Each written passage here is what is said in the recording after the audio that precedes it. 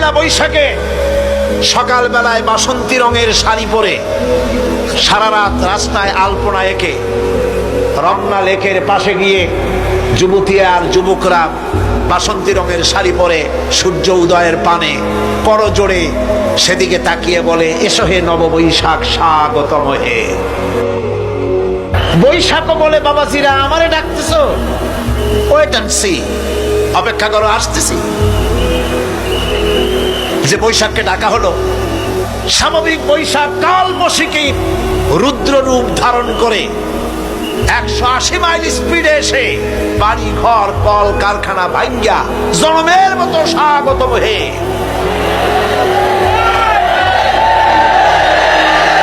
এরপর রাজনৈতিক নেতৃবৃন্দ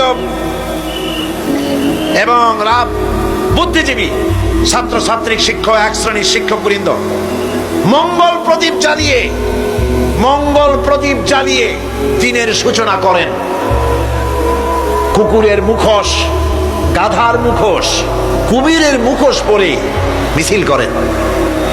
ঢোল আরো কি হাবিজাবি বাজাইয়া ফুর্তির চোটে সিটই পড়বে না খাড়া হয়ে থাকবে দিশা করতে পারে, ঠিক কিনা কন?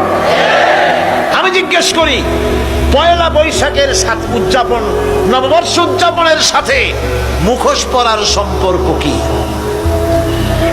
গরু আর গাধার শুকরের মুখোশ পরে আপনি কি বুঝাতে চান যে নতুন বছরটা জাতির সাথে গাধার মতো ব্যবহার করবেন অথবা কুকুরের মতো? নাউযুবিল্লাহি মিন যালিক।